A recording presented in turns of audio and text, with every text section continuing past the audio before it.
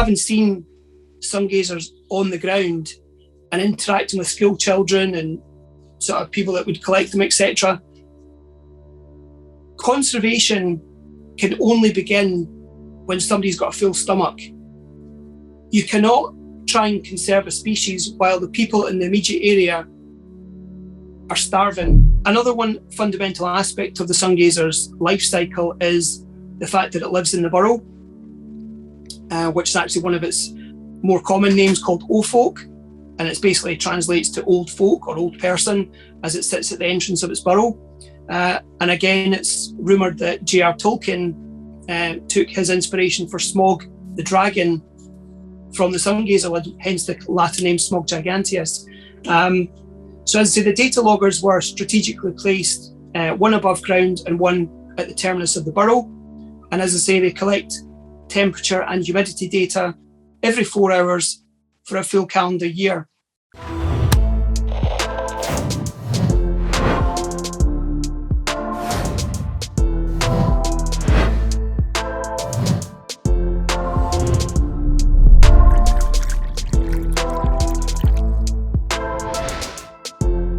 Welcome to this week's episode of the Animals at Home podcast. My name is Dylan Perrin, and this is episode number 97.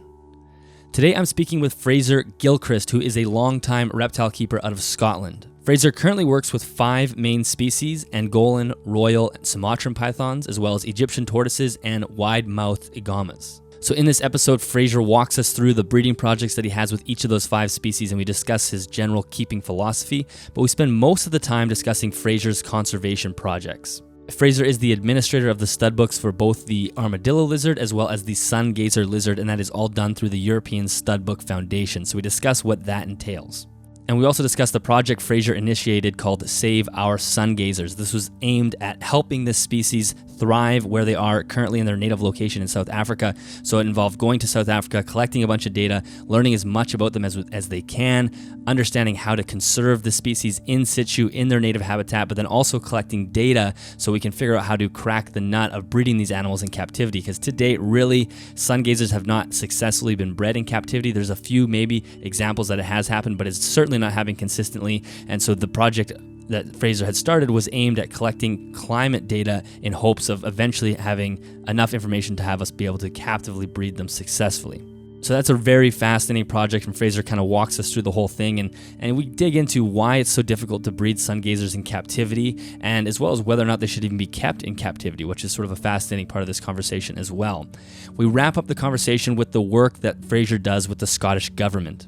So Fraser assists the Scottish government in coming up with welfare standards as well as regulations when it comes to the reptile trade. Now, if you're a reptile keeper, which I'm sure you are, you know that regulations are constantly coming down the pipe. So the last 10 or 12 minutes of this podcast really gets into how we can be proactive, how we can approach government officials and actually help them craft those rules so they're fair for us, but then also dealing with the trafficking issues and all the things that the government actually wants to deal with. A lot of times they don't actually want to step on our toes. Most times they don't want to step on our toes too aggressively, but they just don't have the knowledge base to write rules that make sense, and that's where we come in as keepers. So you may be very motivated after this episode to do that. If you have a community where you think you could contact some officials, this episode should give you a few of the tools to or the motivation to get out there and do that. So before we jump into the episode, let's do our housekeeping real quick. If you are looking for the show notes for this episode, make sure you head to animalsathome.network.com. There you'll have the Animals at Home podcast header. Click that and then you'll find the show notes for this episode.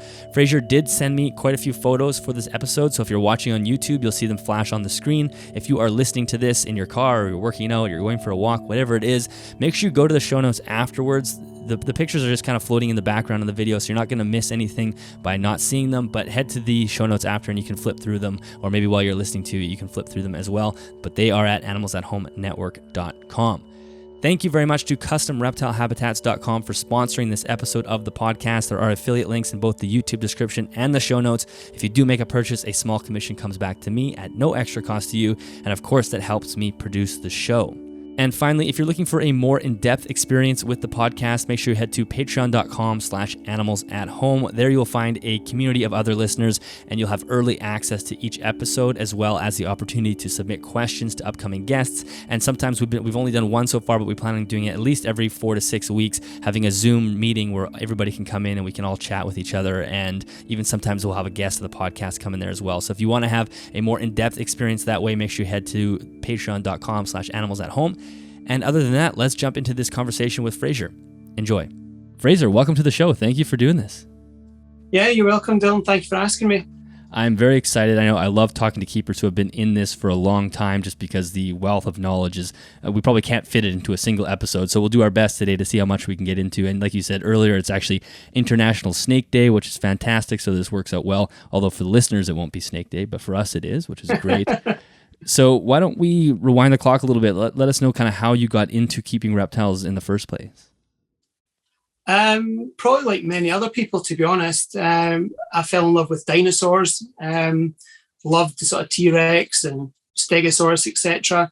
And obviously, when I asked my mum and dad if I could keep a T-Rex, obviously the answer was no. So the next best thing was obviously a reptile. So that was how I kind of got into keeping reptiles. And it kind of snowballed or become an addiction. I don't know whatever way you want to kind of call it. Ever since then, really. What did you initially start keeping when you first started keeping reptiles? My first ever foray into reptile keeping was actually a red-eared terrapin. I think you guys call them sliders over there. Yeah. My gran had actually purchased a tiny little terrapin, literally everything you tell everybody not to do. Purchased myself, my 2 sisters, and my 3 cousins little terrapins each, and I was the only one that actually continued with the fascination and continued keeping reptiles. Yeah, it's funny, in those early days, little turtles were like the throwaway pet. Like you would just go buy them for cheap and then give them as like a kind of like a goldfish type thing. Yeah, no, absolutely. I mean, obviously things have kind of moved on now.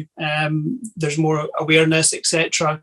But certainly, yeah, back in the day, I mean, this is going back 30 odd years now. Back in the day, there wasn't the sort of knowledge and social media aspect of it as there is today, obviously. So yeah, as I say, I think unfortunately a lot of the terrapins, thankfully my uncle actually had a pet shop at the time, so he was able to sort of help in terms of provide sort of UV stuff and things like that, albeit kind of quite basic. Back in the day, I'd say it was all kind of sort of household light bulbs, etc., and sort of fish tank heaters and things like that we used. But yeah, no, we actually managed to keep, I think about 5 of them actually alive for a good few years, to the point that actually they were a good sort of dinner plate sized, and we actually had to give them away to it was like a butterfly centre, and they had a big sort of glass house type thing. I'm sure they probably are still alive, to be honest now.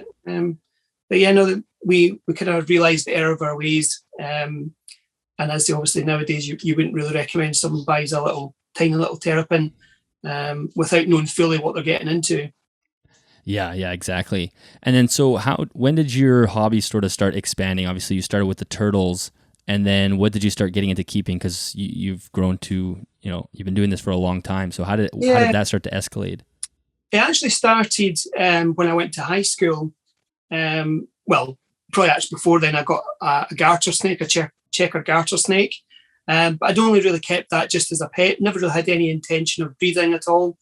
And then when I went to high school, my maths teacher, his son had some corn snakes, and he was going off to university, and he knew that I kept a reptile, and asked if I wanted to rehome his 3 corn snakes and 1 grey rat snake.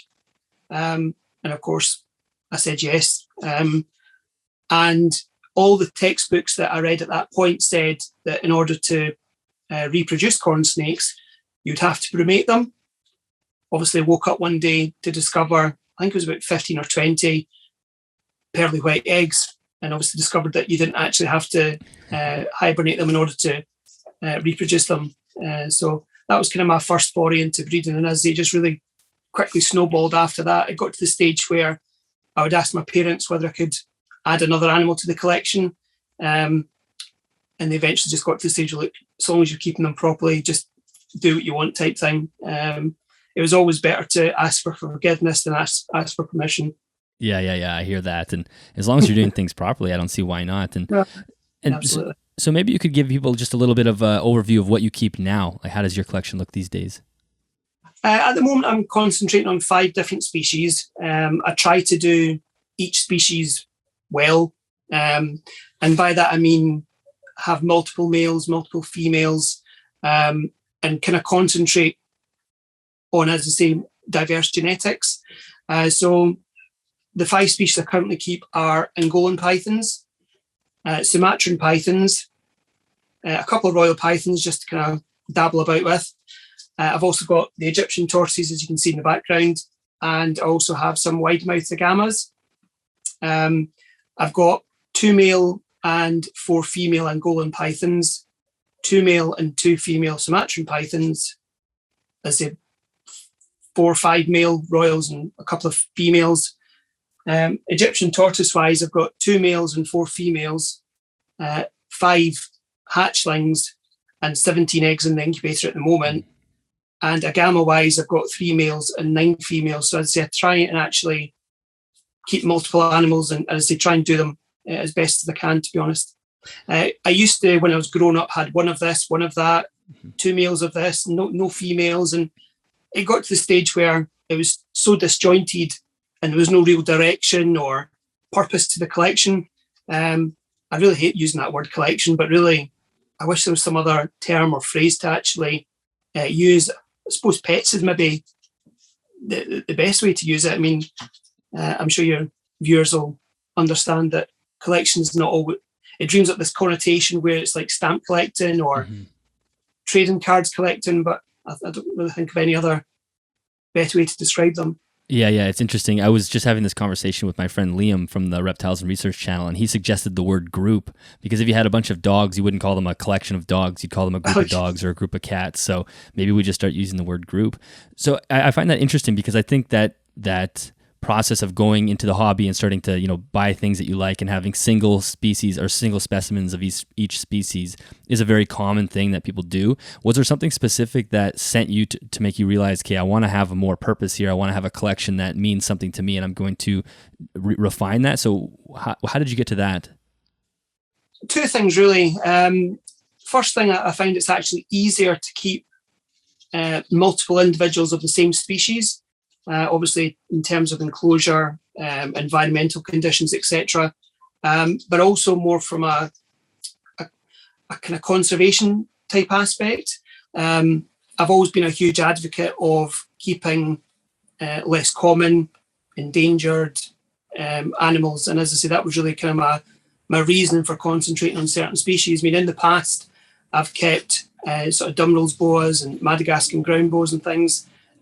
Standings day geckos as well, as part of a captive breeding effort with that, and also Jamaican boas as well. So I want to be I'm never going to be a rocket scientist or a brain surgeon or anything like that, but I do seem to have a bit of a Midas touch when it comes to breeding animals that other people might struggle with. And I kind of attribute that to just letting them get on with it, to be honest. Yeah, and we'll get into some of those species in more detail in a little bit, but I know there's a few topics that I wanted to discuss before we get in there. And the first thing was that you had mentioned to me before we started recording through email that you use a term called optimum neglect. And I'm curious if you can explain that and unpack that for us. What do you mean by optimum neglect? Really, just as it says in the tin, I'm a firm believer that if you set the animals up correctly right from the start of keeping them, then that's it, really. That is fundamentally setting them up correctly is the most important aspect of animal keeping, and really they'll do the rest themselves. I mean, when it comes to breeding, for example, a lot of people would say, well, how did you manage to get your animals to breed? And the simple answer is, all I do is feed them. They do the rest themselves. They have been doing it for millions of years unaided by humans. So it's not difficult to breed, so long as you get the fundamentals correct. And I think by getting the fundamentals correct, you avoid issues further down the line. Yeah, that's interesting. It's almost, I think humans tend to try to do too much, right? We try to put our hands in the pot just too aggressively, and we're trying to get these animals to breed, so we're doing all these different algorithms, figuring out temperatures and whatnot. And really, at the end of the day, it probably just comes down to making sure you're giving them an environment that's replicating their natural history, and then just letting the animal do what they do. Absolutely. I think people get too... Optimum neglect for me also means things like not overly handling them, not being too critical when it comes to feeding. So, for example, some of my snakes, rather than being regimented about feeding them at 5 o'clock on a Saturday evening every single week, I'll maybe sort of mix up the feeding, both in terms of the prey species offered, the size offered, the frequency. A lot of people, for example, royal pythons, a lot of your viewers will know royal pythons can, in theory, get up to size maybe in 3 years, but my animals take 4 or 5 years to get up to size simply because I don't power feed them. And I always say to people, I work for a living, so my animals don't have to. And they can literally breed 1 year and not breed again for me, or never breed at all. That's why I have multiple males and multiple females. So I actually like to rotate them as well. So if one female is bred 1 year, then she automatically gets the next year off. And I think that's important, that, as I say, they're not...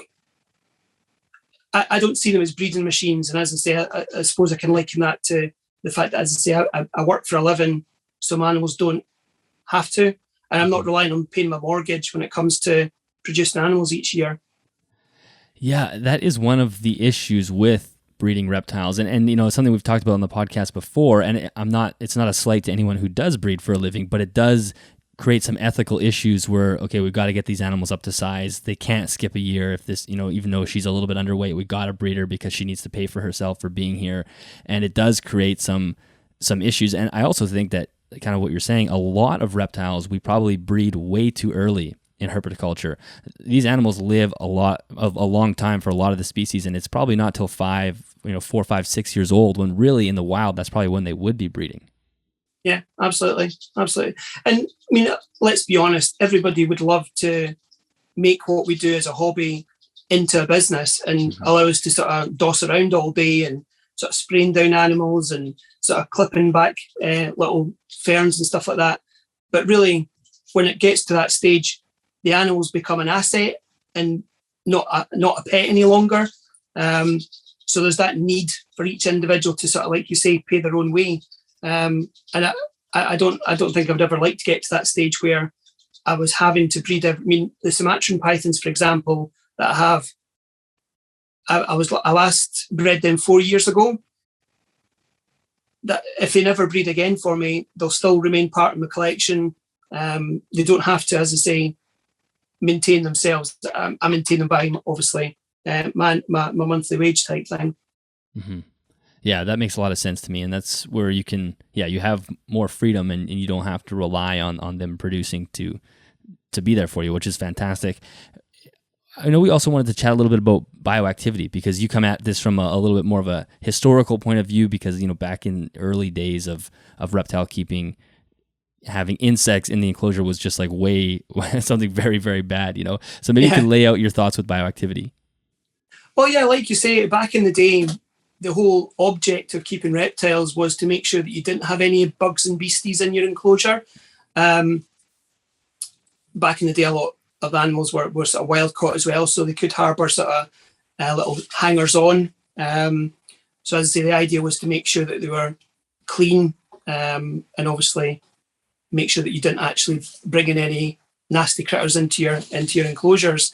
I suppose with bioactive as well, I think John touched on it a couple of episodes ago, maybe, where an enclosure with some sterile substrate that you've just chucked in, and then a couple of isopods and stuff, that isn't bioactive.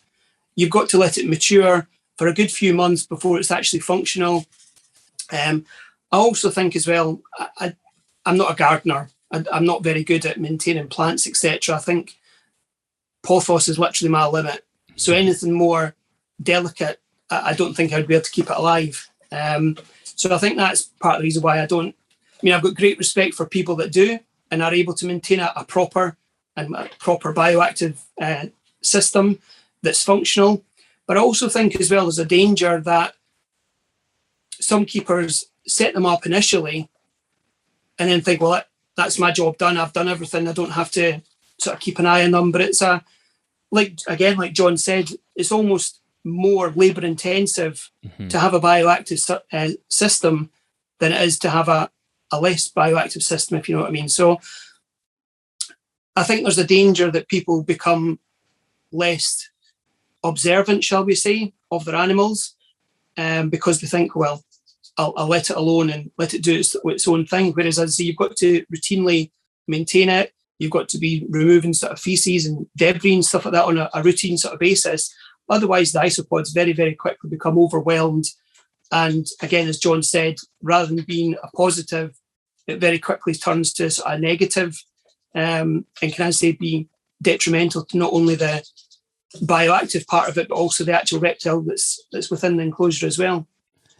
Yeah, and I completely understand that position. I think that I always say if you, especially after that conversation with John, if you want to do a bioactive enclosure, you have to actually enjoy and want to do the work that requires to maintain. So if you're somebody that enjoys trimming plants and cutting things back and making sure that your cleanup crew is being fed properly and making sure the soil is healthy, if that is something that makes you excited, then go ahead and go do it. But I think you're right, where a lot of people will just turn it's like a set it and forget it. And that's even some of the dangers of having some automation in your reptile Absolutely. room. Like, I have a mist or like a mist king, so that means I don't have to interact with that enclosure every day, which is when I go on trips, it's great. Although sometimes you think like it's also nice to be forced to have to interact with your enclosures on a daily basis to make sure things are up to snuff. Automation can kind of make things sort of be just too hands off in some ways. Yeah, absolutely. I mean, the heat lamp and the first UV light of the day, they're on manual switches. So I've actually got to physically come in each day and switch them on, which then almost forces me to have a quick look over each individual, make sure they're all active. I do have an automatic fogging system that comes on before the lights come on, and that's only because I don't fancy getting up at 6 o'clock in the morning each day to turn it on. But I do like the aspect where I don't have any manual misting systems other than, as I say, the fogger, so I can come in and actually enjoy spending time with my animals, basically. Mm-hmm. I like nothing more, which again, I'm sure your listeners will attest, is that I like nothing more just spending the day sort of cleaning things out, sort of giving them a little mist, sort of trimming back things, just pottering around, really. I say to my wife, look, I'm going up to the animal room for 10, 15 minutes, and then 3 hours later, you come down and the time passes so quickly just when you're lost in your own little world. Yeah, absolutely. So as far as it goes, as far as your enclosures go, what is your philosophy with setting up enclosures? You can see the enclosures behind you; they look quite naturalistic. Do you have a system that you use, or how do you go about that? The Egyptian tortoise enclosure is natural in terms of a sort of sandy substrate, but you'll see the grass here is plastic grass, or artificial grass, however you want to label it. But I feel very strongly that the tortoises don't mind whether it's real or fake. The purpose of the grass in this enclosure is more to provide them with an overhanging place to sort of retreat from the heat and retreat from the light. So they don't it doesn't have to be a real plant to fulfill that purpose. As I say, I've got obviously the basking light here, and also got the deep heat projector as well, and 2 UV bulbs as well from Reptile Systems. And I've got those coming on, one at 7 o'clock in the morning until 7 o'clock at night, and one coming on at 11 o'clock in the morning and going off at 3 o'clock in the afternoon to try and stimulate the intense midday sun. Mm-hmm. And as I say, I find that it works really very well for me. I've got plans to upgrade this enclosure later in the year, but I'm almost a bit wary of doing so because I feel as though I've got them actually quite well dialed in, and I don't want to upset that status quo, if you like. Ultimately, eventually, they will have to be upgraded. But as I say, I'm a bit dubious about doing so, because as I say, the females seem happy and are sort of laying eggs regularly. So certainly maybe during the winter sort of sleep, then I'll maybe obviously do some upgrades, etc., so that when they wake back up again, they'll come out and obviously there'll be a brand new utopia. But yeah, actually, in terms of snakes, I used to keep them far more natural, maybe. I used to keep them in vivariums, but my wife and I were looking at moving house, and she's like, we can't possibly have hundreds and hundreds of vivariums when people come to view the house. So I actually downgraded a lot of the animals to sort of fairly basic enclosures. And the idea is to, now that we've decided not to move, the idea is now to upgrade back up again. And as much as I like some of the commercially available enclosures, I do like, as you can see, building my own enclosures. Now, I'm not a carpenter by trade, but you can go to the local sawmill and have them cut to your size. And it means you can incorporate your own designs, your own things that you want to sort of try and implement. So when it comes to upgrading the snakes, the idea is to go back to what I was doing before, which is having a vivarium above and then a hole cut in the bottom and then a drawer underneath. So it almost simulates an underground sort of retreat. And the animal can choose then whether it wants to be underground or above ground. And obviously above ground will have the sort of a basking area with the UV lights, etc. That's the kind of idea. I love that idea. I think that's a really neat. It's almost like you have a tub underneath and then a full enclosure above, and the animal can either choose. And a lot of those animals do spend time, hidden underground or in burrows and whatnot. And to give them that option, and then to allow them to come up and explore and hunt and whatnot, that's a really cool idea. So when you do that, I have to see pictures because I think that'll be amazing. Absolutely. I don't lay claim to being the sort of first person to sort of come up with that idea. I think Bob Applegate had a sort of design similar to that, probably way back in the 80s. So I've kind of stolen that, if you like, and kind of modified it to my own sort of personal sort of the way I like to set up my animals, basically. So that's the idea. But as you know, things cost money. I don't have a large collection, but snake-wise, I've maybe got 20 animals. So 20 enclosures, all with sort of UV and heat and stuff like that. It will take a wee bit of money, but as long as you're forever progressing and evolving and getting better, then I think that's the name of the game, to be honest. Yeah, that's exactly what I always say. Just have that goal and move towards it when you can, because it is expensive. And I think that's what you can't just jump in and spend $2,000 on a new enclosure. Most people can't. It's got to be a slow burn, and I think that's exactly the way to do it. So I also wanted to chat with you about wild-caught animals and where do you think their place is in herpetoculture? Who should keep them, and how widely available should they be? I certainly think they have their place. At the end of the day, every animal, if you trace them back, started as a wild-caught animal. And it was only through those early pioneers that animals became established in the hobby. So to say that no animal should be kept from the wild, I think would be wrong.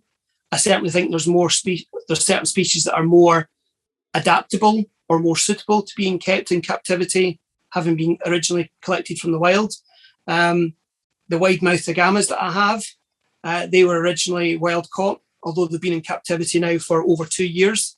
I can now sort of hand feed them. I can now pet them on their back. They're super chilled, so much so that they actually never display their sort of wide mouth, which is a bit of a bummer because obviously that's one of the major attractions to the species. But that is obviously a threat display. And I take it as a positive that they don't do that any longer, so that they've never actually done it with me. I've had them since December, and very, very rarely do they actually display their wide mouths. So I take that as a positive. But as I certainly think that there's certain species that are more suited to life in captivity than others. And it takes a certain kind of keeper as well to be able to A, obtain those animals, and B, acclimatise them to captivity as well. Again, another one of your previous guests, Francis, he seems to have great success, possibly because he keeps them in more natural type settings. So the transition from the wild into life in captivity isn't so vast. I know that he has great success with certain species that nobody else seems to have success with. So I wouldn't decry anybody that wants to keep a species. Just make sure that obviously, you've done your research, you know what you're getting into. It may have internal and external issues that you have to deal with, and obviously follow sort of proper quarantine procedures, etc. And as I say, nothing wrong at all with bringing animals in from the wild, provided it's done sustainably.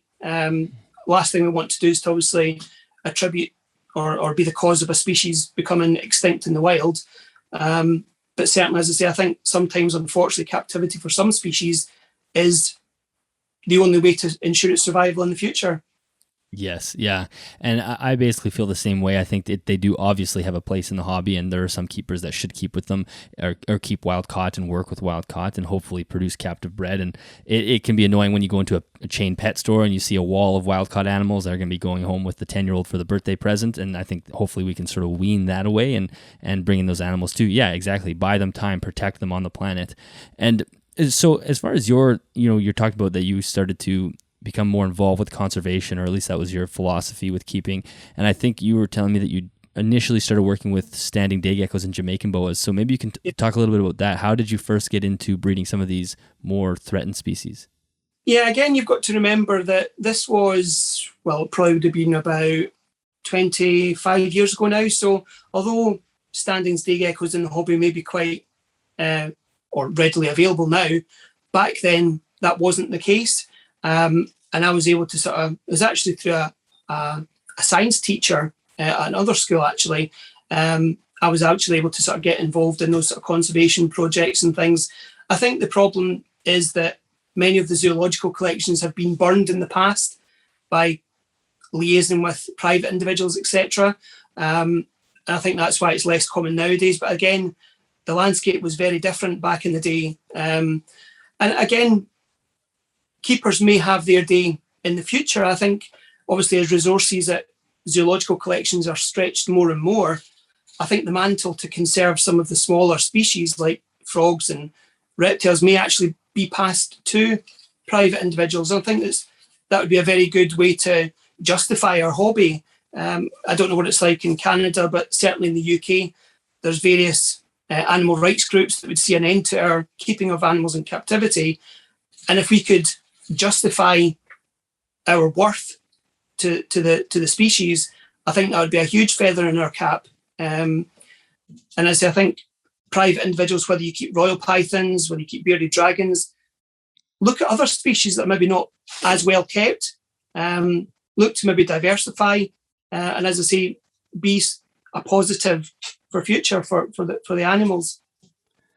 Yeah, I think that's a really good point, actually, that maybe we will be the offset for the smaller species, as long as we can show our worth, right? And that's the thing, is we got to have a professionalism and a goal that's focused on conservation. It can't just be, breeding frog morphs or something, because we could go that path too, which is not ideal. So let's jump in, because you have some serious experience in this domain working with a couple of species. So let's talk about the Sungazers, because I think this whole project is pretty fascinating. So maybe first you could just tell us how you found that species to begin with, or what drew you to them in the first place. Yeah.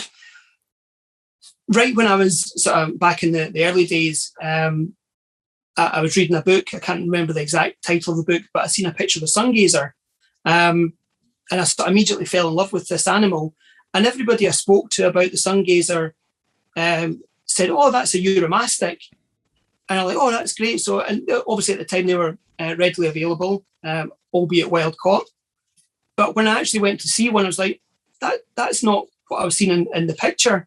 And it was only through speaking to other old timers that they said that's actually a Sungazer. And at the time, the ironic thing is they were brought in 10 a penny from South Africa. They were literally almost a throwaway species, like many other animals. Unfortunately, nowadays, if you want to purchase a Sungazer, it's very difficult in terms of legality, but also you have to have quite deep pockets. So moving on from that initial experience, when I tried to sort of look to see what information was available on the animal, there was a very, very distinct lack of information available. Again, remember, this was when internet was in its infancy. You actually had to physically phone people, which I think to some people nowadays is quite an alien concept. Mm-hmm. You actually had to either, I remember actually physically writing to Bert Langerwerth from Agama International, and actually had to send him off a letter and wait a couple of weeks for him to reply. But getting into the actual Sungazer project was a case of, because there was such a lack of information, I decided to sort of try and pull it all together. And at the time, as I say, the internet was in its infancy, but I created a website to sort of, as I say, just pull all the information together. And through that, I was then contacted by the European Studbook Foundation and asked if I wanted to administer the Studbook for the Sungazer, which I do continuously now, and also the Armadillo lizard as well. And I suppose it's a bit like the old saying with Rome, if you build it, they will come. Mm-hmm. And really by default, because I'd created that website, I then became known as the Sungazer guy. But it wasn't suffice just to simply keep the species, because I was fortunate enough to actually import some from South Africa that were F2 generation. I managed to import a male and a female pair. The idea always was to actually get more, to create a colony and create a group of them.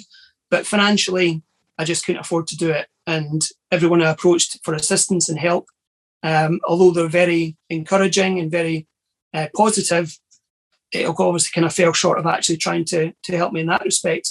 So given the fact that the Sungazer hasn't been bred in captivity, certainly with any regularity, there are rumours or suspicions that they have been bred in captivity.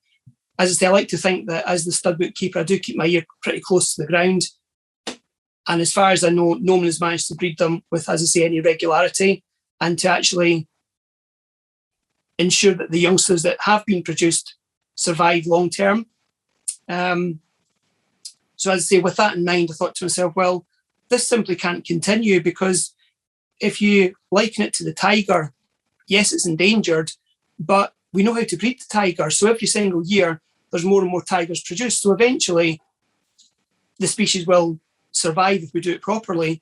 Whereas with the Sungazer, because they've not been bred in captivity, that trend is on the downward trend. So through my own research, I assume, because we've still not managed to do it thus far, as I'm aware, I assume that one of the major factors to actually breeding them in captivity is to stimulate the natural environment. Now, again, as a studbook keeper, I've visited several zoos here in the UK and in Europe. And unfortunately, in the past, many of the Sungazers were actually kept on a desert type environment. And that simply isn't how Sungazers are found in the wild. So as I say, I'd actually purchased some data loggers that actually were programmed to collect temperature and humidity data every 4 hours for a full calendar year. And I think I've sent you a couple of pictures. I think you'll maybe post later on. Yeah, they'll be in the video right now. So anyone that's listening, you can come back to the video. They'll also be in the show notes if you're just listening on audio, but if you're watching on YouTube, they should be right on the screen right now.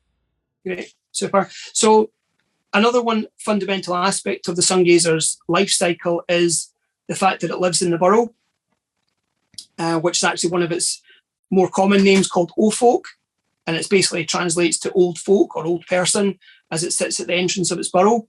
And again, it's rumoured that J.R. Tolkien took his inspiration for Smaug the dragon from the Sungazer, hence the Latin name Smaug giganteus.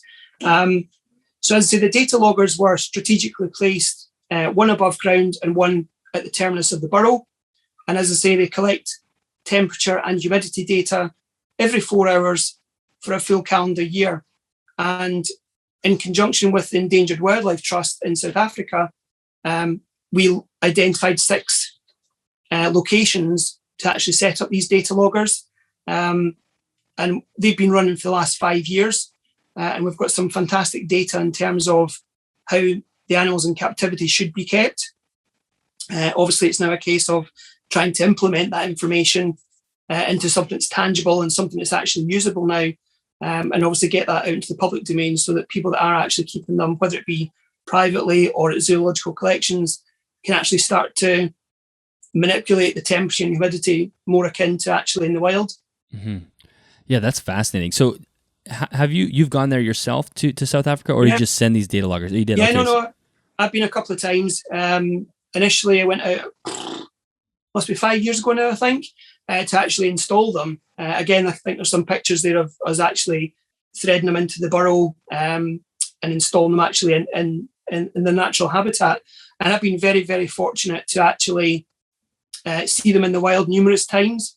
One of the other things you're talking about, obviously, bringing animals in from the wild, but one of the other kind of contentious subjects is trophy hunting. Now, although I personally don't partake in trophy hunting, we've actually found that land reserves that trophy hunting is allowed on, that's the most common place to actually find the sungazer, because it's obviously protected by rangers usually. It doesn't allow people to sort of randomly go onto the area and disturb them. So as I say, although I personally don't partake in that sort of activity, I do value it in terms of obviously conserving the land that the sungazers live on. Yeah, that is it's interesting. It's sort of like even in North America, the hunting organizations often do the most for conservation because they they put money into making sure that the wetlands stay secure and we're not destroying them by plowing them down with building condos on top of these landscapes. So yeah, that is definitely interesting. And then so is there, I guess, if they're in these sort of trophy hunting ranges or these reservations, they're protected there, but is the rest of their native landscape being destroyed by human activity as well? Like, are they declining in the wild? Absolutely. They're most prevalent on farmland, sort of certain type of grassland. Farmers obviously graze cattle and sheep on the land, but South Africa, again, I don't know what it's like in the US and Canada, but in the UK, farmers get paid to set aside land for wildlife and things, whereas there's not that same initiative in South Africa. So if you choose as a farmer, if you choose to set aside a certain area, that's less revenue you're going to gain from that land. So in the case of the sungazer, when a farmer comes along to plough his field, his or her field, it unfortunately then ploughs up the burrow that the sungazers live in, because obviously as soon as the sungazer sees a threat coming towards it, the first thing it does is dives into its burrow. And of course, unfortunately, the farmer then comes along and ploughs up the burrow, and unfortunately a lot of sungazers are actually killed by that method. Also land modification practices such as mining, gold mining as well, and coal as well. That also sort of decimates land. And also collection for the muti trade, the bushmeat trade as well, and also the illegal pet trade as well. It's interesting to know as well that South Africa has not actually allowed the legal export of sungazers. I think it's probably the last 5 years. So if you see a juvenile, a small sungazer offered for sale, my question instantly would be, well, where did it come from? And I'll let your listeners decide where that animals come from. Yeah, the animals definitely still slip through the cracks, unfortunately. And so tell me a little bit about what the data showed, because it's pretty phenomenal that you have 5 years of data. So maybe you could kind of start with what people were, you say, mostly at the beginning, people were keeping more of a desert setup, probably low humidity and high temperatures. And then maybe you could talk about what you guys have learned and how that's changed. Yeah. Again, keeping animals in an incorrect condition, I think, as I say, doesn't promote breeding at all. And as I say, before, people were keeping them in a much more dry habitat than what they used to. South Africa goes through 4 distinct seasons, where it's got a rainy season, obviously a summer season as well. What we actually found was that although the temperatures above ground could fluctuate, obviously, throughout the year, the actual temperatures and humidity in the burrow remain pretty static all the way throughout the year, which is probably the very reason why sungazers have a burrow, because obviously it allows them to retreat from the heat of the summer and also the cold as well of the winter. So as I say, that was something that we assumed was the case, but to actually see it physically recorded in a data logger was really quite interesting. Again, before, there was environmental data available, but it was from a weather station that was at the side of a building. And sungazers don't live on the side of a building, so really it wasn't very useful. It gave you a rough idea, of course, but actually to get the recordings at ground level where the Sungazers were actually living and sort of going about their daily business, that was really quite fascinating and quite interesting. Unfortunately, not all of the data loggers survived, and we did actually get a couple more data loggers throughout the course of that 5-year period to actually install in different locations as well. So we've tried to kind of sort of year on year, or certainly the last couple of years, actually try and increase the number of data loggers that we're actually installing to actually continue with that information. It's always fascinating when we have a species in herpetoculture that is just a tough nut to crack. I think it forces everybody to just be narrow focused and laser focused on figuring out what is going on here, because so many reptile species, like you said earlier, breed relatively easy. You just throw the male and the female together and they're going to breed. And when we have one like this, it's like, what is the secret? So how close do you think you guys are to figuring out what needs to happen? That's quite a difficult question. As I say, years gone by, Sungazers were relatively easy to actually obtain, whereas now, when we might be on the cusp of actually finding the stimulus to breed, they're almost unobtainable.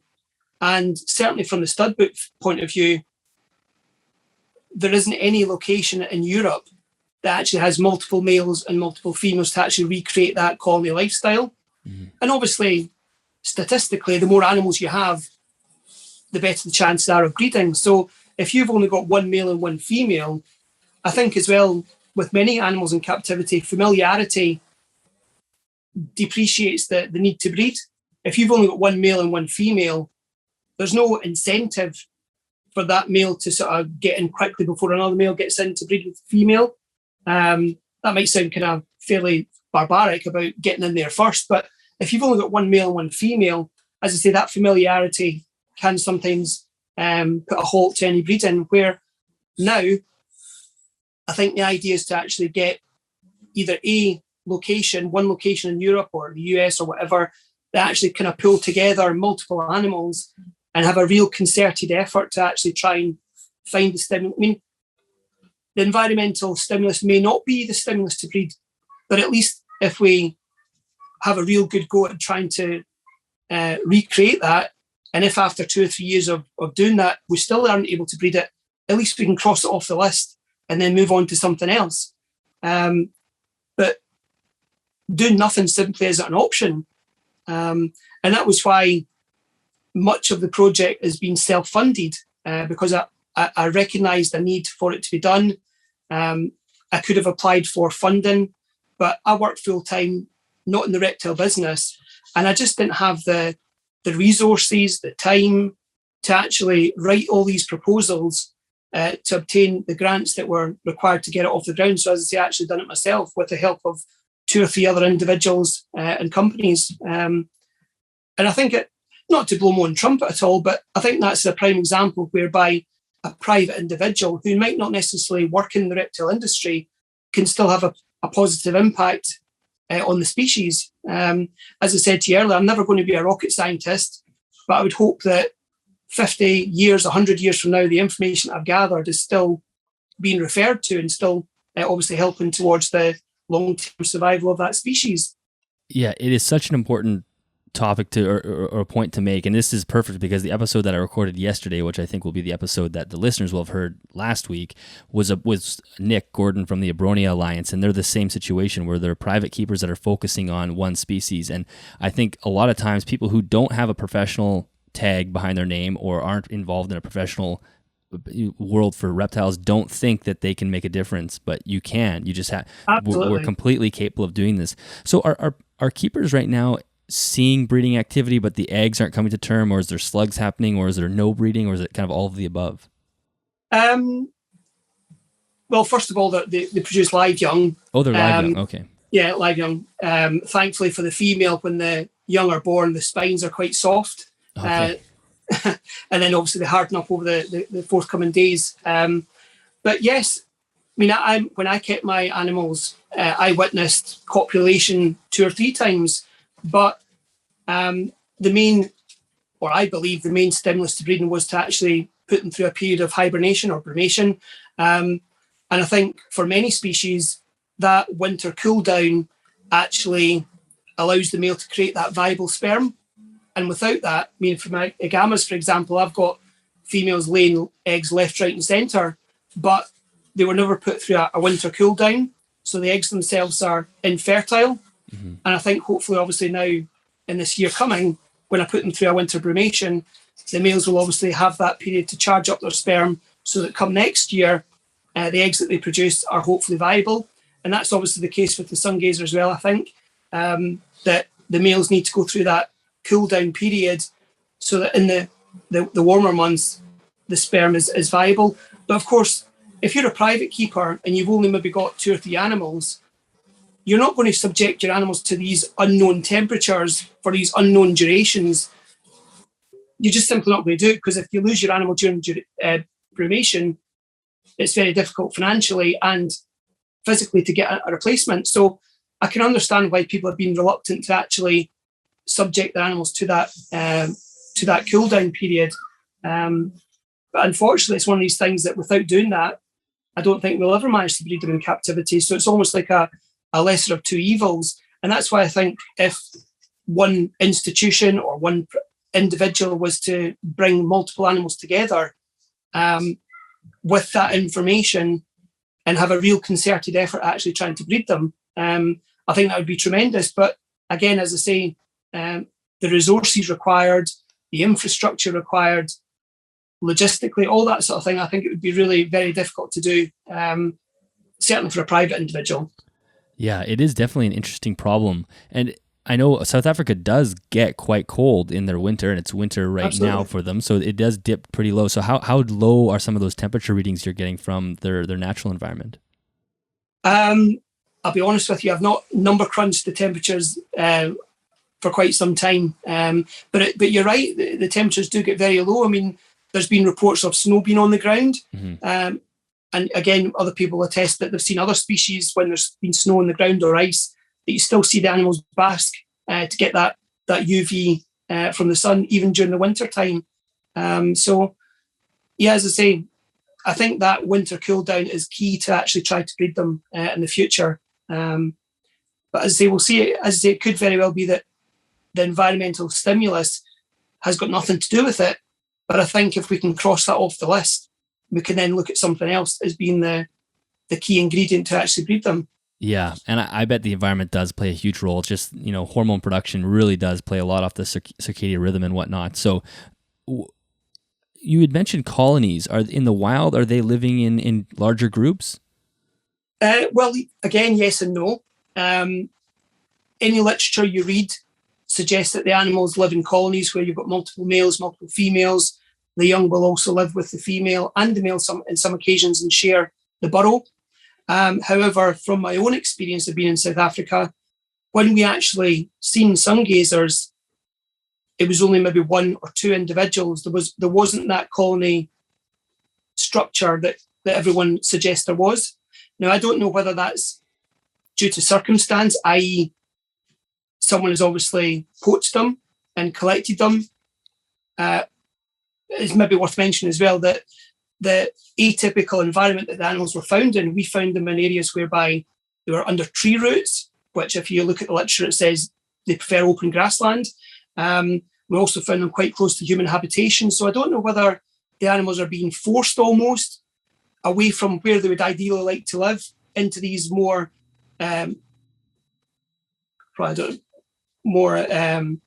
busier areas, shall we say. Obviously, if you're a bird and you want to relocate yourself, you just fly and go to another field. Whereas the Sungazer doesn't have that option. It's almost got to sort of blindly set out on any sort of direction. And it's a bit of a lottery as to whether you actually find another colony.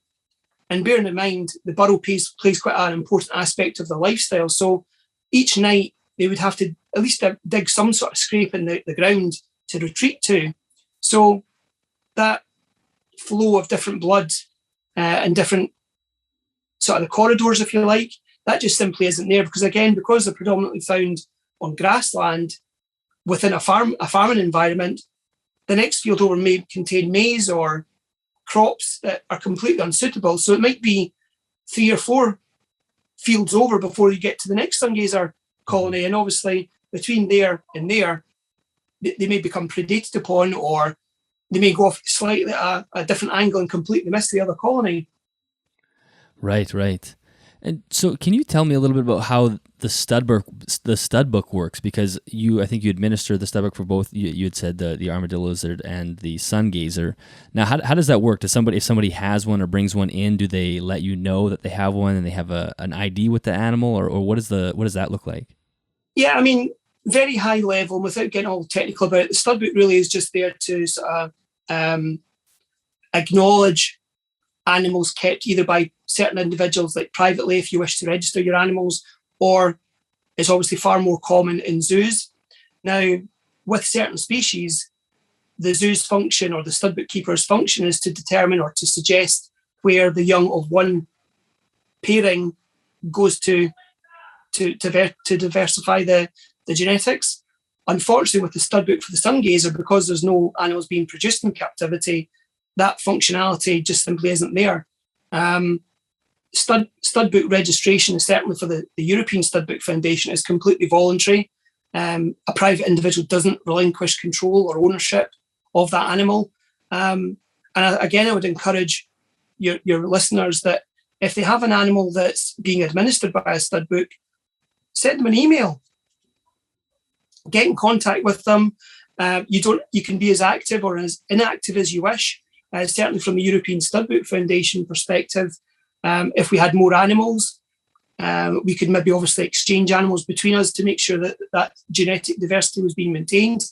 But unfortunately, because we don't have that flow of animals like some other Studbooks, that's unfortunately not an option with the Sungazer or Armadillo Lizard Studbooks.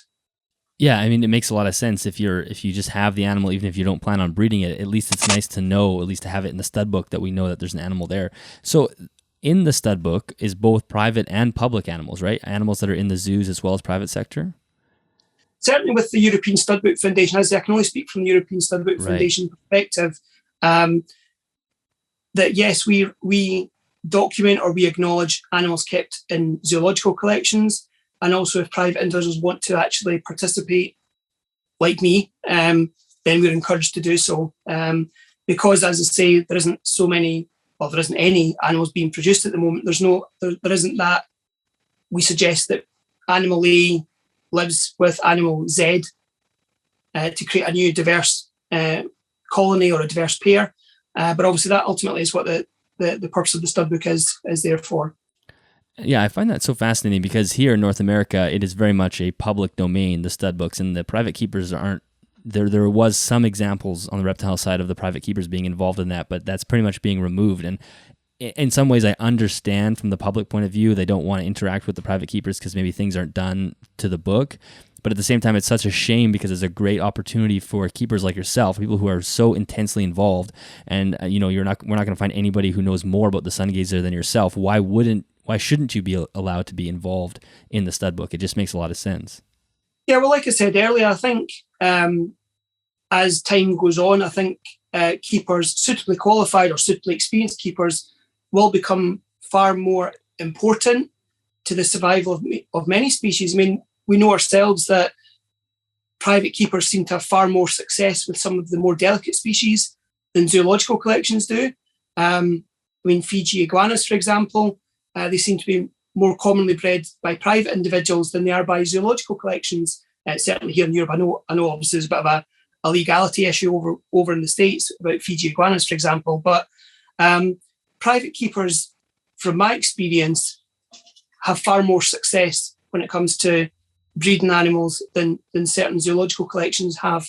For example, the Egyptian tortoises, I would love to be involved with some form of formal exchange of animals. Now I've got, as I say, 17 eggs in the incubator at the moment, plus 5 little hatchlings that I've got that I'm breeding up at the moment. I would love to exchange some of my animals with other zoological collections to benefit them and to benefit myself as well. But there is a disconnect between private individuals and zoological collections. And as I say, to a degree, I can understand that because the zoological collections have been burnt in the past by private individuals. And I think, as I say, to help justify our hobby, not that we as keepers need to justify, but I think to external people looking in, I think to be able to say that we're part, I mean, Eastern indigo snakes, for example, I know that there's private individuals involved with that sort of conservation over in the States.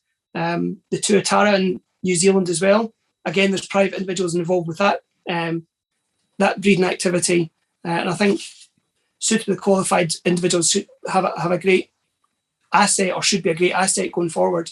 Yeah, I think it's okay for us to feel like we have to justify it in some ways, because we are keeping animals that are from the wild at the end of the day, and I think it's an okay thing to have to justify, and I think the level of professionalism we can add by getting involved in situations like this is only a good thing. And so I think with the Sungazer as well, you have helped zoos establish the habitats. Is that right? Just to give them advice, and have they come to you looking for absolutely. How to care for them? Yeah, absolutely. I mean, by default, because I was the only one that created the website, for example, I became the sort of port of call. And I don't mind sharing any information with people based on my own experiences. If someone comes to me and says, look, I'm looking to do this, I don't mind helping. When it comes to the actual data, we're actually having a meeting tomorrow, actually, about how we distribute that data so that it's readily available to other individuals. So, like I say, I would like to think that when I'm long gone, the information I've helped to gather does go some way to actually helping to conserve the species in future. As I say, it's not just myself as well. There's other people that have been involved. As I say, the Endangered Wildlife Trust, I couldn't have done it without them. But as I say, if I've helped even a small part to actually conserve a species, then when I come to meet my maker and he says, what have you done with your life? I can say, well, I've helped to try and conserve the species. As cheesy as that may sound. No, I don't think it sounds cheesy at all, and it won't sound cheesy to any of the listeners too. And so right now you don't keep any Sungazers, right? Will you have them again? So you obviously had them, and you're shaking your head no. I actually sold my animals so that I could fund the project in South Africa. Okay. And having actually seen them in South Africa, I don't think even a 10 by 12 enclosure is big enough, especially if you're keeping 2 or 3 males and 2 or 3 females. I think if someone came to me and says, right, Fraser, you've got a blank check, go and reproduce this species, I think the first thing I would do would be to build a sort of a large, almost like a greenhouse type enclosure, and just have it go fallow basically, and put the Sungazers there and just leave them alone. As I say, one of the individuals that was successful with breeding them in captivity was going back to Bert, Widemouthed Agamas International, and he basically allowed them just to stay outside and left them alone. It did take them a good few years for them to become acclimatised to the Northern Hemisphere climate and environmental conditions, but he was able to do it in the past. And I think, as I say, if someone was to give me a blank check and say, right, on you go, I think that would be my sort of first thing, is to build almost like a greenhouse enclosure. I don't think they're the type of species that should be really kept in a small indoor enclosure by private individuals, if I'm honest. Yeah. Oh, wow. That's really interesting. I was not expecting that answer at all. So really for you, it is really about perpetuating the species on the planet, and it's not about making sure we have them in the hobby so people can go to the pet store and keep them like a bearded dragon. It's so that animal doesn't disappear. So in the perfect world, where would you like to see them in captivity? Mostly in zoo settings? Well, yes and no. I do think there is certain private individuals who have the resources and have the facilities to keep them. And if you do, absolutely fantastic. And I would certainly support that. But I think obviously it's beyond the reach of most private individuals. I think it would need to be, as I say, a zoological collection that really put a lot of time and effort and money into it to get it off the ground. But you know yourself, as far as Joe Public's concerned, they could go to a zoo and see a bearded dragon. It doesn't have to be a Sungazer for them to be wowed or amazed by it. Mm-hmm. So for a zoo to invest the time and effort and money into the enclosure for Sungazers, as far as Joe Public's concerned, that could just as well be an iguana or a bearded dragon or a leopard gecko. Yeah. But they call everything iguanas anyway. Well, exactly. I mean, I think that's all about progressing as an individual and progressing as a keeper as well, that I have come to the realization that as much as I would love to keep the Sungazer in captivity, the reality is, without a huge investment and a huge area of land to do it, then keeping them in captivity is maybe not the best idea. Once we obviously are able to breed them and find the stimulus to breeding them, then yes, absolutely, it should be encouraged.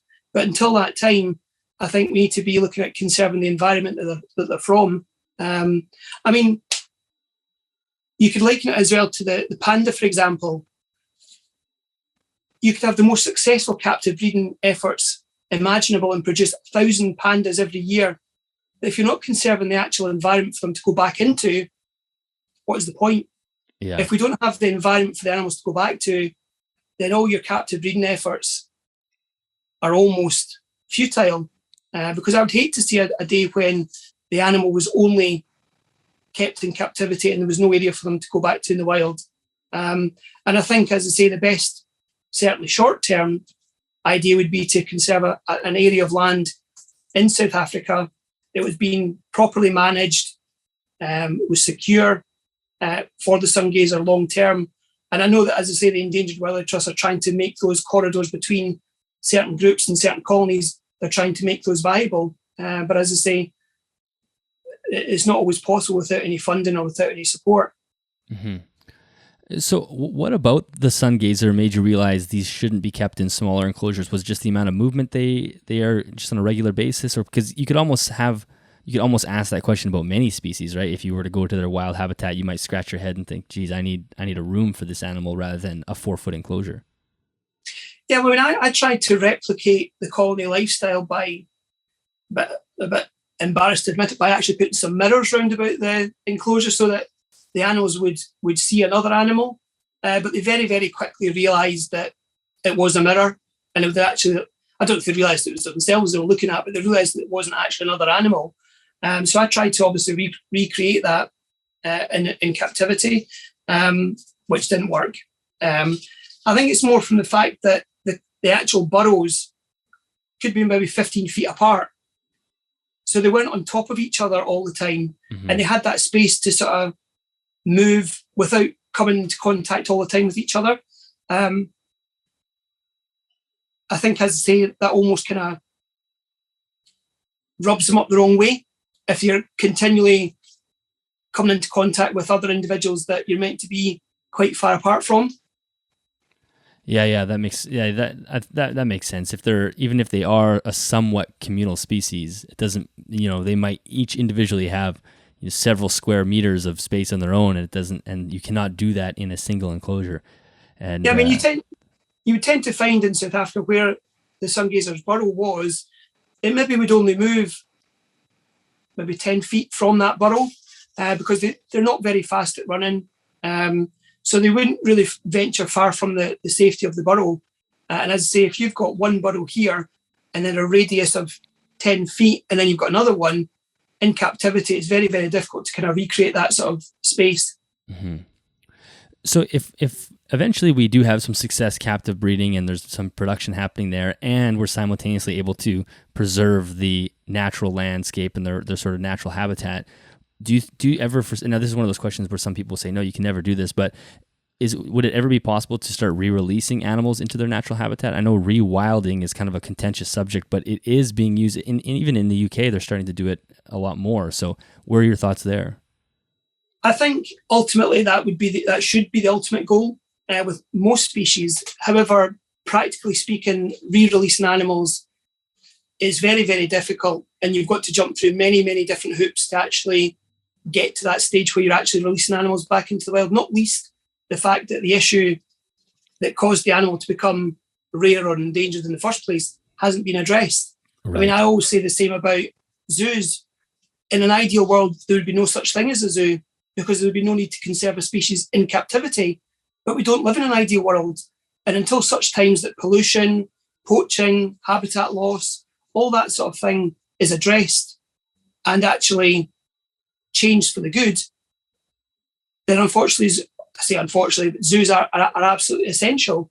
And until the mindset of people in South Africa changes, then releasing them back into the wild would just be almost releasing them back in the wild just for them to be poached upon or dug up through farmer. I mean, again, from having seen Sungazers on the ground and interacting with school children and sort of people that would collect them, etc., conservation can only begin when somebody's got a full stomach.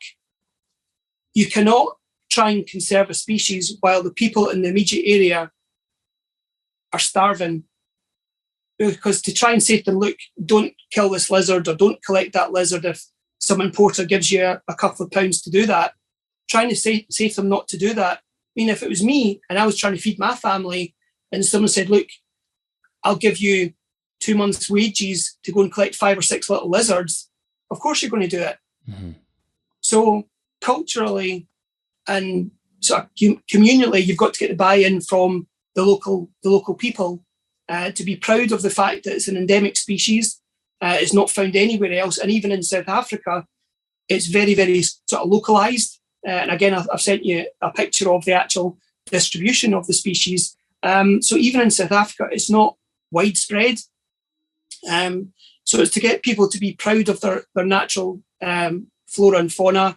And obviously, if people do come and ask children at the local school to collect these animals, that they refuse. And again, I think, to be honest, that will be the next phase of the project, the Save Our Sungazers campaign, is that we interact with the school children. We maybe go and sort of do like a roadshow type thing, and really create a sort of sense of pride in the fact that no one else in the whole entire world has actually got these animals. And I think that will be the next stage of the project. That is an incredibly important point to make, and it's a point that I've sort of made before. Is we can't fault the people who live in those locations for doing the poaching or participating in the skin trade or whatever it is, because literally it's the difference between them being able to feed their family and their kids tomorrow if they go do it. So there's no ethical decision there. They're going to protect themselves and their family, and anybody in that situation would do the same. So, and I think that's a great way to put it too, is kind of making it seem like mascot is maybe too soft of a word, but turning that into, I mean, Canada did that with the beaver years, 100 years ago, or whatever, 200 years ago, when everybody was killing the beavers for pelts, sort of transformed it into more of an icon for the country. Now they're protected species and nobody's going to kill a beaver. And you could do that with the Sungazer. You're right. It is a point of pride. It's the only place on the planet where that animal exists. It could be, almost on their flag. Yeah, absolutely. Yeah, absolutely. That's really cool. It's like us taking the moral high ground by saying, don't cut down the Amazon rainforest as we sit on our table that's made of mahogany. Yeah, exactly. You can't take the moral high ground when you say, look, I'm against, well, the British, the Home Guard used to have bearskin hats, and it used to be real bearskin hats. So you can't be against killing bears, but yet you've got the bearskin hats. I know it's not real fur anymore, but you can't, as I say, take the moral high ground when you yourself are not whiter than white, basically. Yeah. I remember seeing these protesters protesting oil rigs in their plastic kayaks. I was just thinking, there's some disconnect here. And I was talking to somebody who's doing some work in the Amazon for they take locals who participate in deforestation, because that's their job, and then convert them to being tour guides. They know the forest better than anybody, and you can do that. All you have to do is replace their income with something that will give them the same food on the table. And these people aren't excited about having to go to work and mine for gold by spinning buckets of mercury with their bare hands. Like, they would much rather do something else, but they're just getting by. So yeah, I think sometimes in the Western world, we just finger wag at people without realizing that, like you said, you're sitting at your mahogany table saying, hey, don't cut down the rainforest. And there's that disconnect. So there is that cultural education that can take place and make them excited about that species. And I mean, I can't imagine how much money they're making out of poaching Sungazers, but maybe there is money to be made there. I don't know. Well, I mean, I think the thing, and this is something I've had sort of long discussions with people in South Africa. When you mention the word poaching, it conjures, or smuggling, it conjures up this image that people are jumping on an aeroplane with animals stuffed in their pockets and strapped around their waist, etc. But that's not the case. These animals are coming out of South Africa with genuine paperwork. And then when they appear in the UK or Europe or the US or Japan or whatever, they've got genuine paperwork. So it's very, very difficult to actually then retrospectively prove that these animals have been poached from the wild. It's almost poaching in plain sight or smuggling in plain sight. And another organisation I'm part of is the National Wildlife Crime Unit in the UK. And the amount of times where I've sort of said to them, look, I've got suspicions about maybe this particular animal, but then when they go and check on it, the animal has actually got proper paperwork.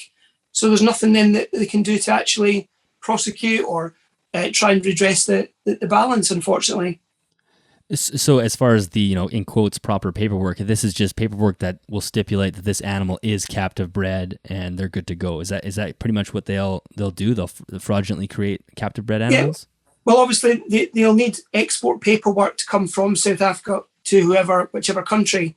They're a CITES 2 listed animal, the Sungazer, so they can still be traded. But as I say, once they have the export paperwork from South Africa, those smuggled animals then become legal animals. Something else that I'm involved with was DNA sampling of the captive Sungazers to determine whether they actually originated from captive bred animals or whether they actually came from the wild. Logistically, that's proven to be quite difficult to coordinate that all.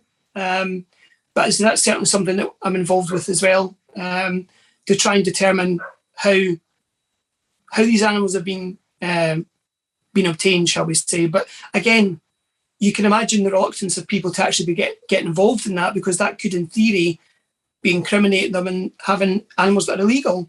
And part of the project was to say that there'd be no repercussions for these animals because they're obviously legal animals now. But certainly, again, logistically, that's proven to be a bit more difficult to actually get off the ground and actually become established. Yeah, that does definitely become a gray area when you could do your DNA test and realize you have a group full of illegal animals in your basement and you had no idea. Can we talk a little bit about the work that you do with the Scottish government? Because I think that's pretty fascinating as well. So you already mentioned that crime unit. So maybe you could, I think there's a couple of different things that you do with them. And maybe you could just run through that. Yeah, it's a bit like, I suppose, US ARC, whereby there's individuals looking to put a stop to our hobby or a stop to keeping exotic animals in general. And a couple of years ago, one of the MSPs suggested that keeping exotic animals in Scotland would be stopped.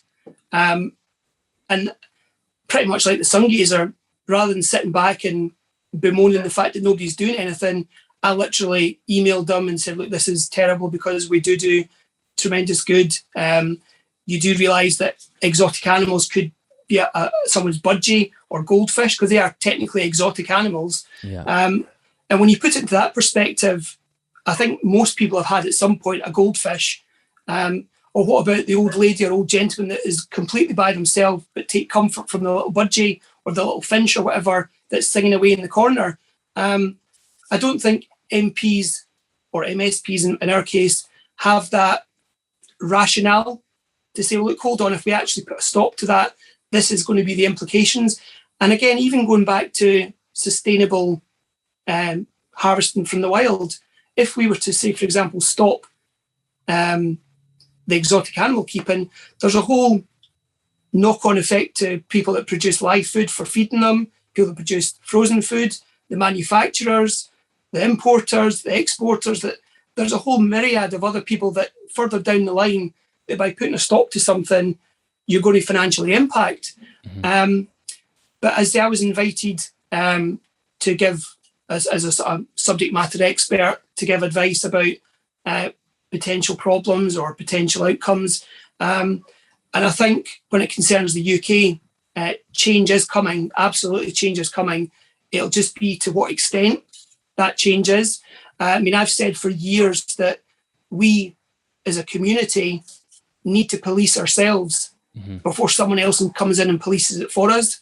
And unfortunately, we've failed to do that sufficiently. And now, as I say, the government are going to sort of make changes or implement changes. Now, what they will be, I do not know. But I'm firm. I mean, again, I don't wish to sort of disparage anybody, but for example, we've all seen the keepers that have a 15-foot Burmese python or a 18-foot reticulated python in a little box.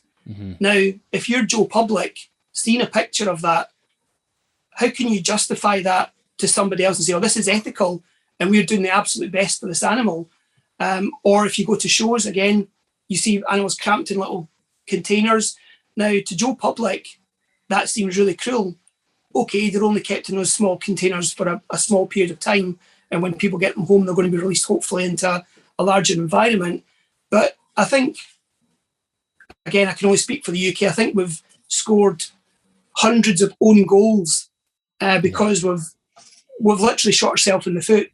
Again, I don't know whether it's true, but you know yourself, you have animals dumped in the local woods, and it's blazing across the newspapers that massive snake that's 2 foot long eats a child or has got big fangs or whatever. And that the press love those sensational articles and things. And as I say, I think if it's been genuinely a private individual that's released them, then that is a huge own goal. I have my suspicions whether maybe some of the animal rights groups have deliberately released animals just so they can get that sensationalism. You always see these animal rights groups pop up as soon as an animal escapes from a zoo. They always make an appearance and say about how barbaric it is to keep animals in captivity. But yeah, I think, as I say, certainly as far as Scotland's concerned, I think change is coming. To what extent, I don't know. I think from what I've heard, it could be a traffic light system whereby animals that are on the red list are not able to be kept.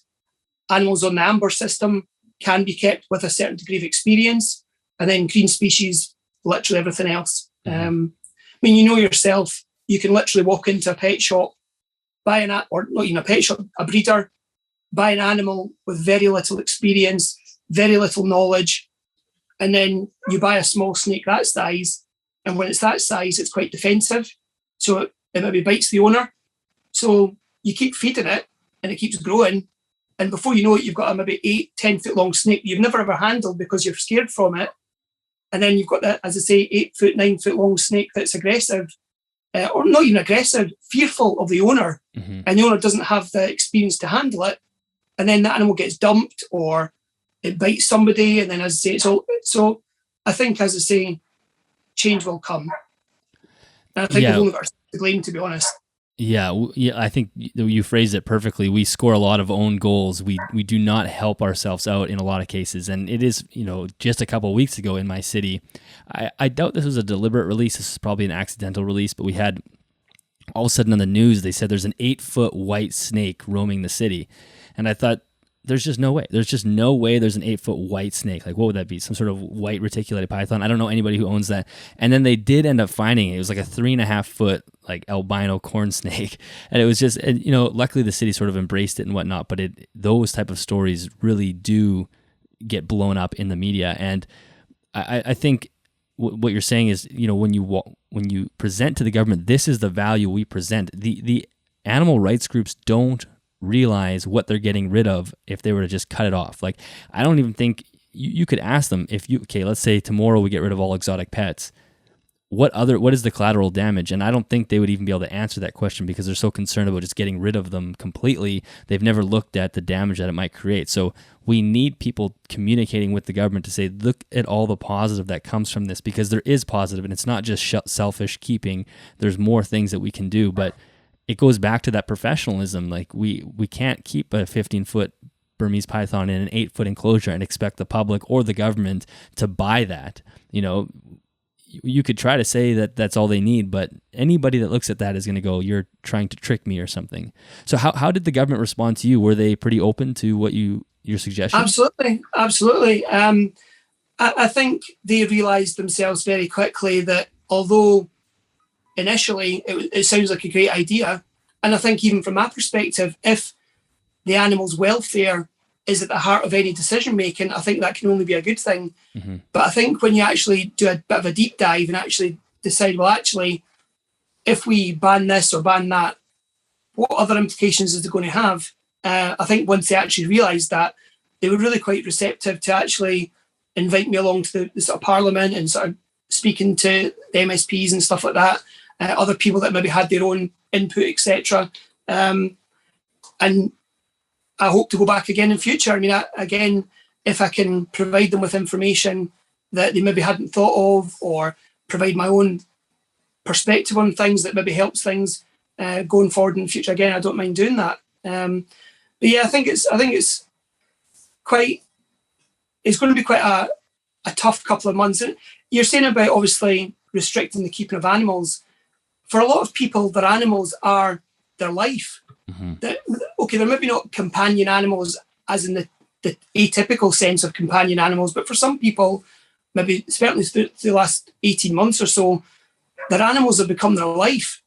And although, as I say, you don't maybe necessarily sit and rub your iguana or something like that, there is maybe people that do that.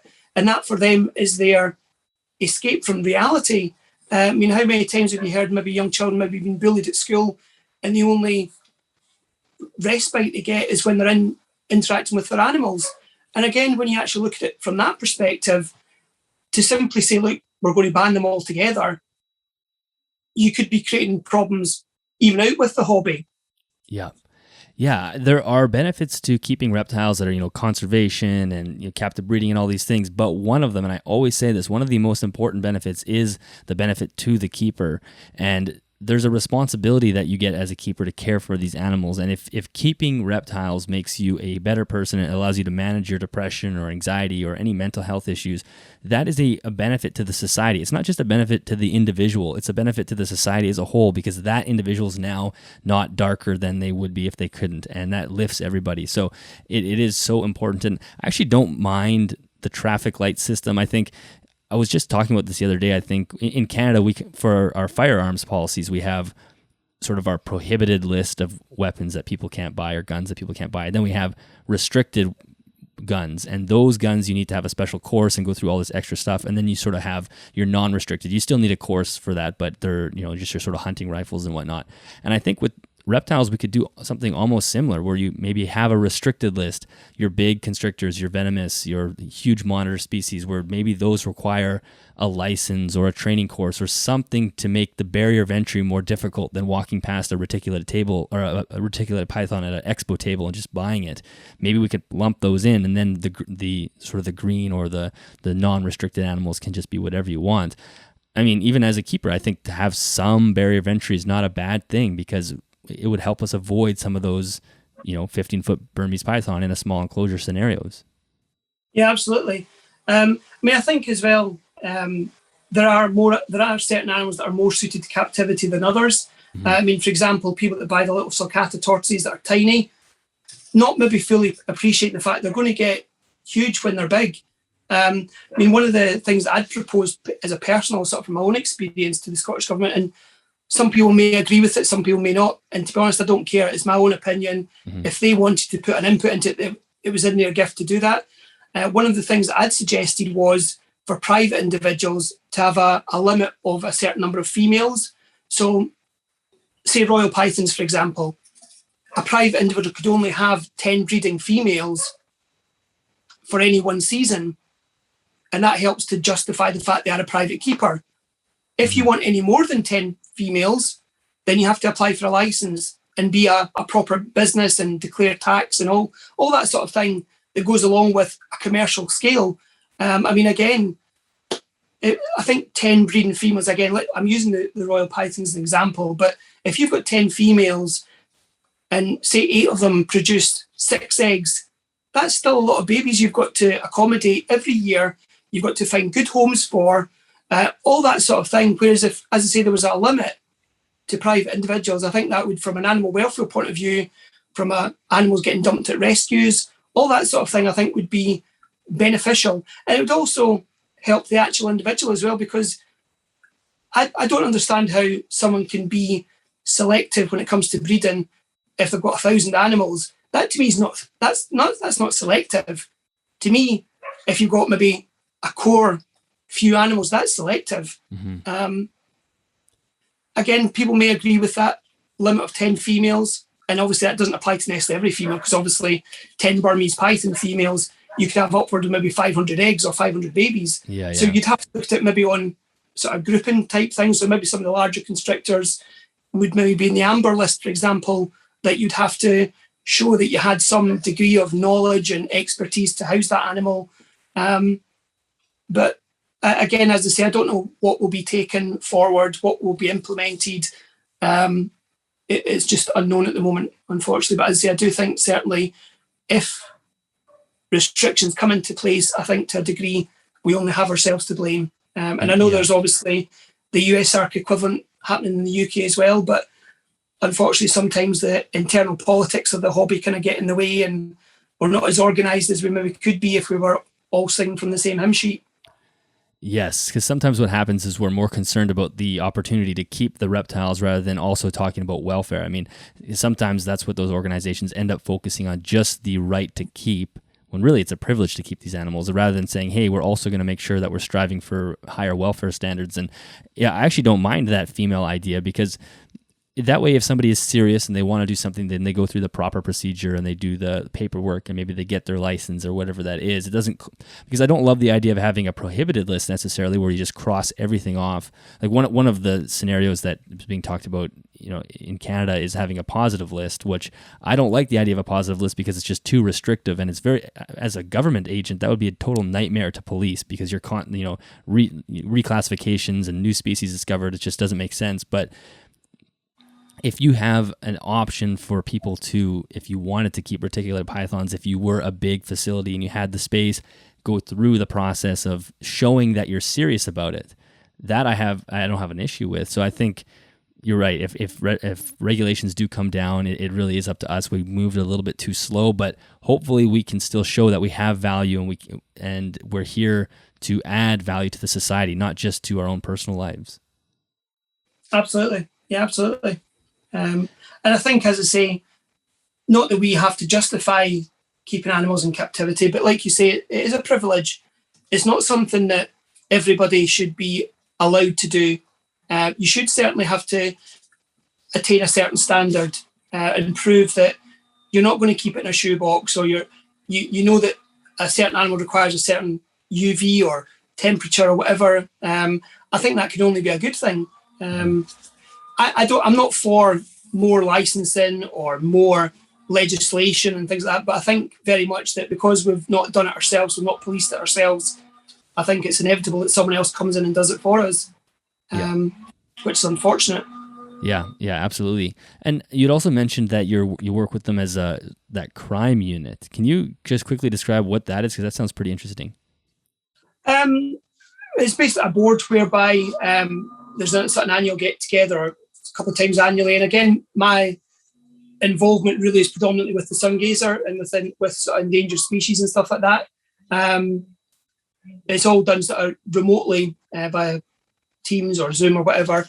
But it's really just to make sure that it's also to do with native wildlife crime as well, like sort of the toads and amphibians that we've got in Scotland here, making sure that there's planning permission in place if they want to build on certain land and stuff like that. So it's really, and again, this has all been done just through me we've got a saying in Scotland saying, nae cheat, nae chance. If you don't ask, you're never going to get. Mm-hmm. So I don't mind emailing these people, and they might never reply to me, but they might actually say, well, hold on, you've come to us with a decent proposal, or you've maybe got a wee more experience than we do. Come along and let us know. And that's really how I've got involved with many of the organisations that I'm part of, just by simply having that brass neck of actually approaching them in the first place. And as I say, I would encourage anybody, don't be afraid of rejection. As I say, the worst they can say is, no, we don't need your help, thanks very much. Mm-hmm. But at least you've made that approach to the government or the organisation or whatever. And as you might get a pleasant surprise. You might say, well, hold on, come and give us your expertise or let us know what your opinion is. And as I say, very quickly, you then become known as, so then you get involved with that, and then you get involved with something else. And sometimes you get involved with so many different things, you don't actually have enough time on your hand to do normal things. Well, I think there's two really important things there that you said. The first is you can be proactive with this. You don't have to wait for the threats of regulations to come down. You can reach out to the government officials right now. And then the second thing is, like you said, I think a lot of times, I mean, almost all times, the government officials have no idea about reptiles at all. It would be like me trying to talk about, I don't know, something, not plants. I know a little bit about plants, but just, some random topic that I have no clue about. It'd be so difficult to regulate something that you have absolutely no context in. So they quite often, I imagine, are actually very appreciative when someone who's in that community reaches out and says, hey, I'm willing to help you guys, use my own time to help you understand what you're trying to do. And that's why when you read government legislation sometimes around reptiles, it's just goofy because they just say stuff and you can tell the person that wrote this literally has no clue what they're talking about, because they're just like, no venomous, no constrictors. Like the province next to us has their laws allow you to keep an alligator, but not a Kenyan sand boa.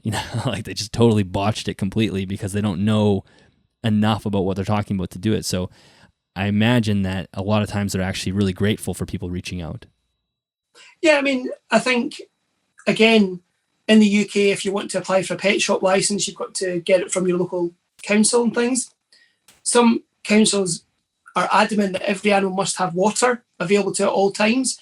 Now, the Widemouthed Agamas would never encounter standing water in the wild, but I make sure that they get a spray every second day. I make sure that obviously there's an area of sand that's always moist. So if someone was to come to me and say, look, you're keeping that incorrectly, first question I'd ask is, well, have you actually kept them yourself? Because if you haven't, you don't then have the authority, I suppose you could say, to actually tell me how to keep them. Mm-hmm. But by rights, they should have water all the time. Again, with the Egyptian tortoises, they should have water all the time. Whereas I actually give them a bowl of water only every couple of days. Otherwise, I spray down the enclosure and you can see them drinking the droplets of water that form on the grass. So they're still obtaining water and they're still fully hydrated, but they don't have standing water, which, as I say, by rights they should have if you're going by the letter of the law. Right. Yeah, that makes sense. Well, I think we've really covered a lot of topics here. Is there anything that we've missed that you wanted to mention before we start to wrap up? No, I mean, probably as soon as we finish the meeting, there'll probably 101 things I thought I should have said that, or yeah. I did have some notes here, but they actually fell off quite fairly early on, so I've probably forgotten a lot of things that I was going to say. No. Yeah, good. I mean, I think we'll leave another episode on the table as well, because I know you have lots more in your head probably. So I really appreciate this, Fraser. This was a great conversation. We covered a whole bunch of different topics, and I think that makes for an exciting episode. Can you let everybody know where they can find you online or more information about yourself? Well, I did have the Smog Giganteus website, but just through financial restrictions, I let that fall by the wayside.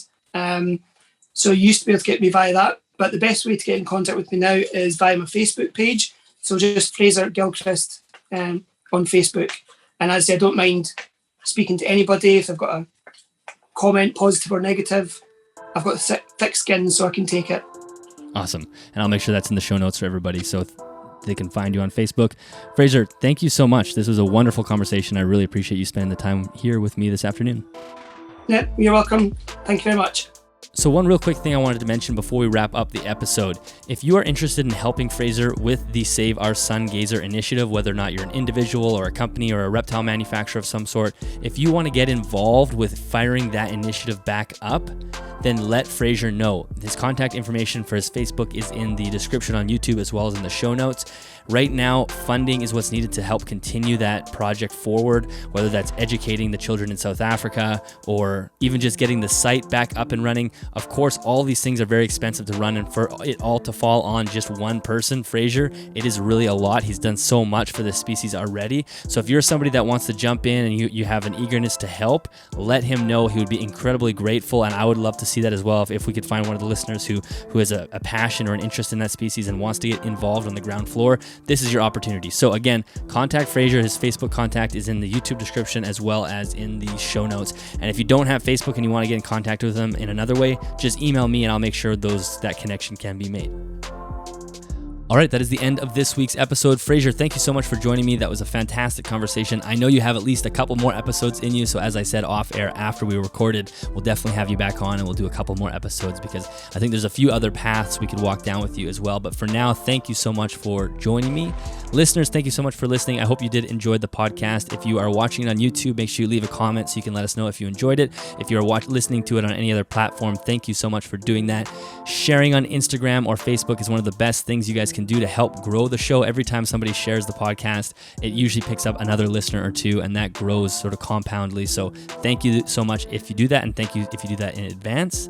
And if you are interested in supporting the podcast in other ways, you can head to patreon.com/animalsathome. There you can join our Patreon community or support the show's sponsor, customreptilehabitats.com. There's affiliate links in both the show notes as well as the YouTube description. And as I said at the beginning, that is an affiliate link. So if you make a purchase, a small commission comes back to me at no extra cost to you. And of course, that helps me support the show. And as one more reminder, head to animalsathomenetwork.com if you're looking for more information on this episode or any other episode that has been recorded on the network.